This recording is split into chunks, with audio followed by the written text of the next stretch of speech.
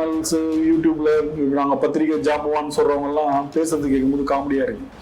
அவர் இஷ்டம், போவாரு வரமாட்டாரு, போறவங்களே ஒன்றும் சொல்ல, நீங்க எதுக்கு குறை சொல்றீங்க அப்படின்ற மாதிரி பேசுறாங்க. எதையுமே நாலேஜே இல்லாமல் பேசுறாங்க. இல்ல திரிசா வீட்டுக்கு போகும்போதோ இல்ல கீர்த்தி சுரேஷ் கல்யாணத்துக்கு போகும்போதோ ஒரு கூட்டம் வந்தது இல்லை. இவங்களுடைய ஸ்டேட்மெண்ட் வந்து அந்த கேஸுக்கு ரொம்ப இம்பார்ட்டன்ட். அப்படி இருக்கும் பட்சத்துல இவங்க எப்படி விஜயை பார்க்க சிபிஐ அனுபவிச்சாங்கன்றது தெரியல. நான் வருத்தப்பட்ட அளவு கூட அந்த அம்மா வருத்தப்படல, அந்த இன்னொரு அம்மா வருத்தப்படலன்னும் போது அதை பத்தி பேசுறதுல பிரயோஜனமே இல்லை.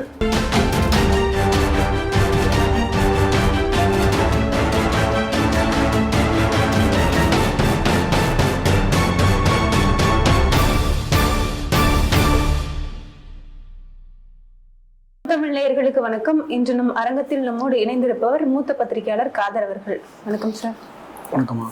விஜய் அவர்கள் ஒரு மாசத்துக்கு முன்னாடி நடந்த கரூர் அந்த கூட்ட நெரிசல்ல இறந்தவர்களின் குடும்பங்களை அழைச்சி மாமல்லபுரத்தில் அழைச்சி அவங்களுக்கு ஆறுதல் சொல்றாங்க. 38 குடும்பத்துல 33 குடும்பங்கள் விஜய் கிட்ட ஆறுதல் பெறுறாங்க. அதை பத்தி உங்களோட கருத்து? மொத்தம் 41 குடும்பம் இறந்தது, 41 நபர்கள். அப்ப 41 குடும்பம் தானே வரணும். அதுல ஒரு குடும்பத்திலேயே 2 பேர் அந்த மாதிரி. ஒரு குடும்பத்துல தான் 2 குழந்தைங்க இல்லையா? மத்த குடும்பத்துல 2 பேரா இருந்திருக்காங்க. இதுல 3 குடும்பம் வரலன்னு சொன்னாங்க இல்லையா? ஆமா, அதுதான் நேத்துல இருந்து நம்ம முந்தா நாள்ல இருந்து நம்ம அதை பத்தி பேசிட்டு இருக்கிறோம். ஆறுதல் சொல்ல எப்போதும் போறதா தான் கேள்விப்பட்டிருக்கோம். முதல் முறையா இந்திய தொலைக்காட்சிகள் முதல் முறையான்னு சொல்ற மாதிரி ஆறுதலை தேடி போய் வாங்குறதுக்காக கரூர்ல இருந்து கிட்டத்தட்ட ஒரு 5 பஸ்ல ஒரு 252 நபர்கள் போயிருக்காங்க விஜய் பார்க்கறதுக்காக. மகாபலிபுரத்தில் உள்ள சொகுசு ரிசார்ட், அது இருக்கிறதுல ரொம்ப காஸ்ட்லியான ரிசார்ட். அது கிட்டத்தட்ட 50 ரூமுகள் அவங்களுக்காக ஒதுக்கப்பட்டிருக்கு.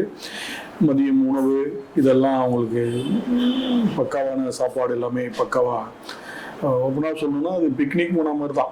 அவங்க கிட்ட இவர் பேசும்போது என்ன சொல்லியிருக்காருன்னா, அவங்க கூடயே நான் இருப்பேன், இந்த ஜென்மம் ஃபுல்லா நீங்க இருக்கிற வரைக்கும் உங்களுக்கு உண்டான கஷ்ட நஷ்டம் இல்லாததையும் நான் இருப்பேன், படிப்பு, திருமணம், மற்றபடி வேலை விஷயம் எல்லாத்துக்குமே நான் அவங்களுக்கு சப்போர்ட் பண்ணுவேன் அப்படின்ற மாதிரி அவங்களுக்கு ஒரு அசூரன்ஸ் கொடுத்துருக்கிறது தான் தகவல். அது எந்த அளவுக்கு உண்மைன்னு தெரியல.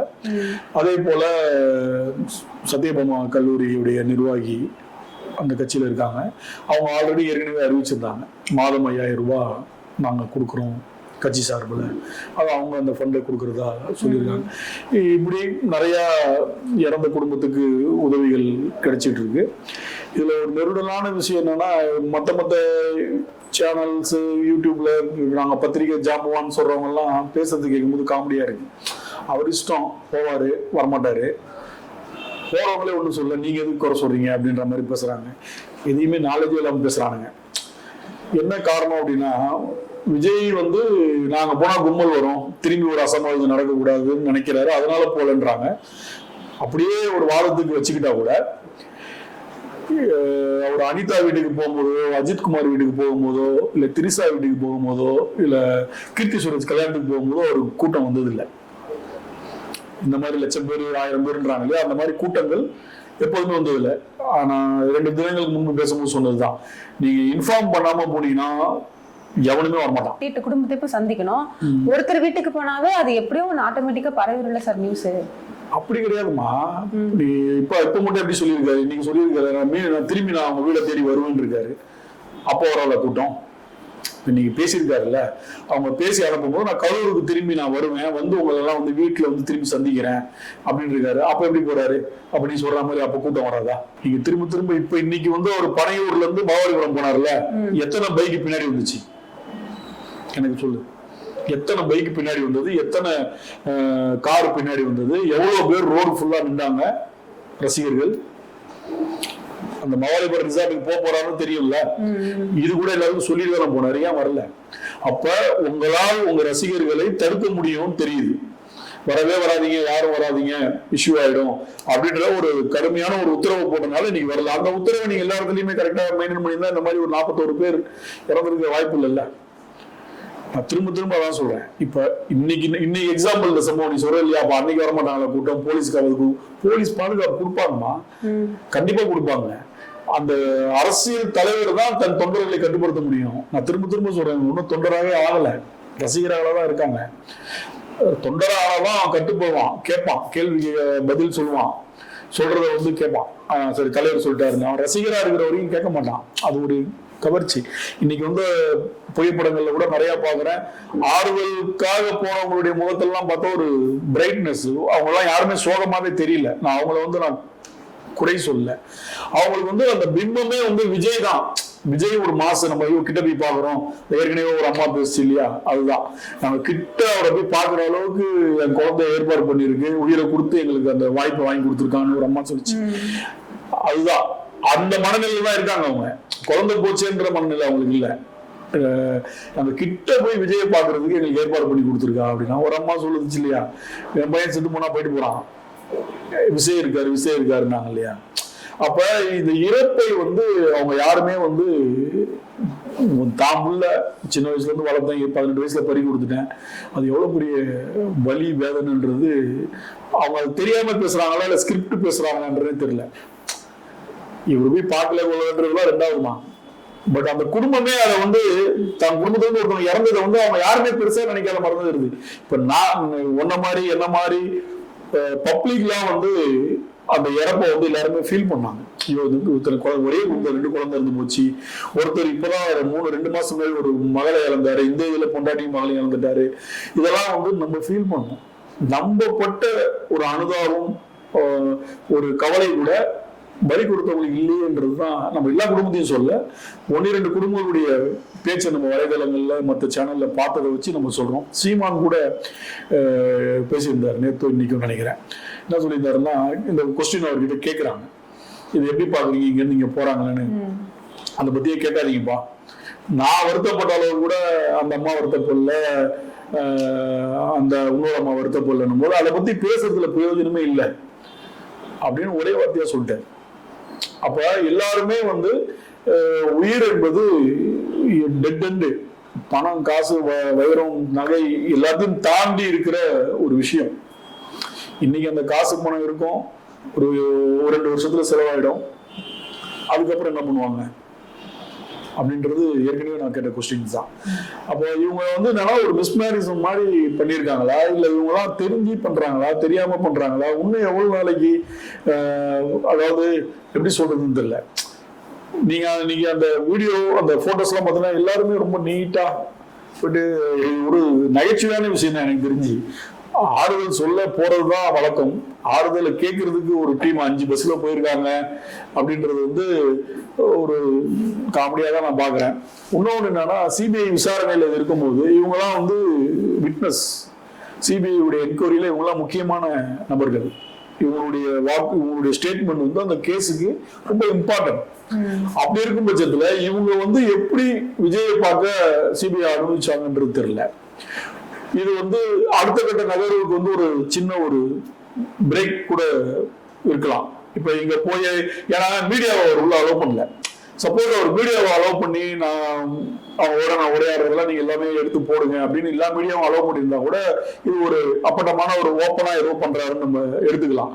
அதுலயும் ஒரு சீக்ரெட்ஸ் தான், அதுலயும் ஒரு மர்மம் தான். விஜய்னாலே இப்ப மர்மம்னு ஆயிப்போச்சு. அப்ப இது நீங்க பேசி நீங்களே என்ன பேசுனீங்கன்னு யாருக்குமே தெரியாத, இந்த கேஸை பத்தி பேசிருக்கலாம், இல்ல இப்படி பேசுங்கன்னு கூட சொல்லியிருக்கலாம். பட் ஆறுதலுக்கு வந்தாங்க, அதை நான் வந்து கொச்சைப்படுத்தல. பட் இதுல என்ன வேணாலும் நடந்திருக்கலாம்னு சமூக வலைதளங்கள்ல நிறைய டாக் போயிட்டு இருக்கு, இந்த மாதிரியான டாக் எல்லாம் போயிட்டு இருக்கு. அப்போ வந்து சாமானியனுக்கு தான் சட்டப்படி நடவடிக்கை, வேற லெவலில் உள்ளவங்களுக்கு வந்து சட்டம் வேற மாதிரியா அப்படின்ற மாதிரிலாம் முகநூல்ல இன்ஸ்டாலாம் நிறைய பேர் கேள்வி கேட்டு போட்டுட்டு இருக்காங்க. இன்னைக்கு ஃபுல்லா முகநூல்லாம் பாத்தீங்கன்னா இதுதான். ஒரு வழியா அவர் பேசி முடிச்சு அனைத்து பஸ்களும் கிளம்பி விட்டது திரும்பி கரூரை நோக்கி. இதுல கூட பாத்தீங்கன்னா ஒரு பையனோட அப்பா அவரை உள்ள அலோவ் பண்ணலன்ட்டு அவர் தனியா பஸ் ஏறி வந்துட்டாரு. அவரை கடைசி வரைக்கும் விடவே இல்லை.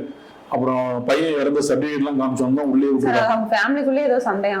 இல்ல, எல்லாருமே காசு தான் பிரச்சனை. இப்ப காசு தான் பிரச்சனை. டைவர்ஸ் வாங்கியிருந்தா பிரச்சனை கிடையாது.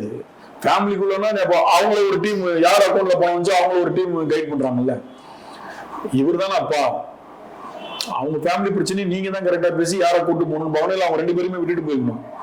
உங்களுக்குள்ள பிரச்சனையை சார்ட் அவுட் பண்ணுங்க, அதுக்கப்புறம் நீங்க வாங்கன்னு.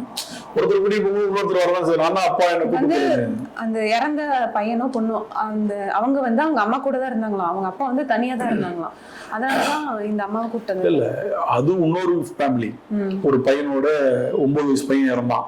அவங்க அப்பா தான் கிட்டத்தட்ட அந்த பையன் பிறந்து 1 வருஷத்துலயே விட்டுட்டு போயிட்டான். இந்த சிபிஐ வழக்கு போடுறதுக்கான அவன் பேர்ல தான் போட்டாங்க. அவன் ஒரு கணக்கு. இன்னைக்கு வந்தவர் வேற ஒரு நபர். அவர் ஒரு ஏஜ்டு.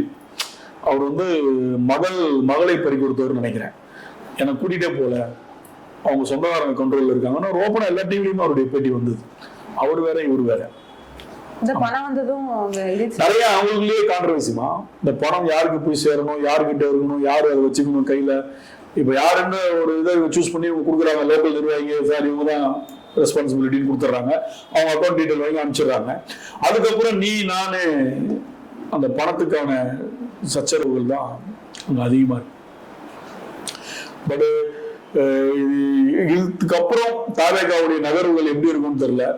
ஆனாலும் அனைத்து அரசியல் பிரமுகர்களும் தலைவர்களுமே விஜய் திட்ட தான் செய்யறாங்க. இதெல்லாம் என்ன அரசியல் ஸ்ட்ராட்டஜி புதுசா இவர் ஒண்ணு. அப்ப மீம்ஸ் எல்லாம் பாத்தீங்கன்னா ரொம்ப பயங்கரமா போடுறானுங்க. சொந்தக்காரனுக்குள்ள ஒருத்தன் போன் பண்றானா, மச்சான் இந்த மாதிரி இறந்துட்டாங்க, நீ வீட்டுக்கு வா, உனக்கு நான் ஆறுதல் சொல்றேன். இந்த மாதிரி கிண்டல் கேலியான மீம்ஸ் எல்லாம் நிறைய இப்ப உலா வருது. நான் போனா கூட்டம் வரும், நான் போனா கூட்டம் வரும்னா யார் போனாலும் கூட்டம் வரதாம செய்யும். அதை நம்ம எப்படி கண்ட்ரோல் பண்றது? எப்படி மற்றதுக்கு நீ வந்து ஒரு கல்யாணம் முடியாது, நான் வர முடியாது, சரி நீங்க வாங்க வீட்டுக்கு கூப்பிட்டு பொண்ணு மாப்பிள்ளைய ஆசீர்வதிக்கிறதுலாம் அது வேற லெவல். அது நிறைய அரசியல்வாதிகள் செய்வாங்க போக முடியாத பட்சத்துல. இவர் எல்லாருக்கும் போறாரு. சத்யபாமா அவங்க ஃபேமிலி மேரேஜுக்கு போயிருக்காரு. அங்கன்னா அடிச்சுக்கிட்டு லட்சம் பேரா வந்தான். நல்லா தெரிஞ்சுங்க, விஜய் வராருன்றதை இன்ஃபார்ம் பண்ணாம எங்க போனாலும் கூட்டம் வர்றதே கிடையாது. வராரு அப்படின்னு இவங்க ஒரு அசைன்மெண்ட் போடும்போது தான் அங்க வந்து நிக்கிறான். 10,000 பேர் வந்து நிக்கிறான். இப்ப இன்னைக்கு பனையூர்ல இருந்து மகாபலிபுரம் போனாரு, எவ்வளவு கூட்டம் இருந்துச்சு. இவங்க வரான்னு சொன்னா கூட வந்து நிக்கிற ஆளுங்கதான் அவங்க ரசிகர் கூட்டம். பட் வரல. அப்ப எத்தனை மணிக்கு இங்க இருந்து கிளம்புறாரு, எத்தனை மணிக்கு போறாருன்றதை யாருக்கும் சொல்லல. கட்சி ஆளுங்களே வரக்கூடாது அப்படின்னு சொல்லிட்டாராங்க. அதுதான்மா, கட்சி ஆளுங்களே வரக்கூடாதுன்னு சொன்னாலும் முக்கிய நிர்வாகிகள் உள்ள இருந்தாங்க. முக்கிய கரூர் நிர்வாகிங்க, லோக்கல் அந்த ஈசிஆர் நிர்வாகிங்க, ஆதவர்ஜினா, இந்த மாதிரி சில முக்கிய நிர்வாகிகள் ஒரு 30-40 பேருக்கு மேல இருந்திருக்காங்க. ஒரு வழியா அவரும் 30வது நாள், அதாவது இறந்தா 16வது நாள், 30வது நாள், 40 நாள் அனுசரிப்பாங்க. அதுல இன்று 30வது நாள். அந்த 30வது நாள்ல இவங்க எல்லாம் வர வச்சு மகாபலிபுரம் கடற்கரையை ஒட்டி இருக்கிற ரிசார்ட்ல டீ காஃபி நல்ல உணவுலாம் கொடுத்துட்டு அவங்களுக்கு வந்து ஆறுதல் சொல்லி அனுப்பிச்சிட்டாரு. இனி அரசியல் நகர்வுகள் எப்படி இருக்குன்றது தெரியல. போக போக தான் விஜயோட அடுத்த கட்ட நகர்வும் அடுத்த கட்ட அவருடைய அரசியல் அடி எப்படி இருக்குன்றது போக போக தெரியும். ஆனாலும் இது வந்து விஜய்க்கு வந்து சர்க்கிள் தான். அவர் என்னதான் கூப்பிட்டு பேசினாலும் கூட அது இது வந்து அவருக்கு வந்து அரசியல்ல அடுத்த ஒரு 3 படி ஏறினவர் 4 படி இறங்கின கதை தான். இதுக்கப்புறம் அவர் எப்படி போறாரு, என்ன மாதிரியான ஸ்ட்ராட்டஜில இவர் வந்து அடுத்த பிரச்சாரத்தை துவங்குறாரு, இதை பொறுத்து தான் அடுத்து அவருடைய அரசியல் நகர்வும் எதிர்காலமும் அரசியல்ல உள்ளது இருக்கு. சார், உங்களோட நேரத்தை ஒதுக்கி எங்களுக்காக இந்த கேள்விகளுக்கு பதில் சொன்னதுக்கு ரொம்ப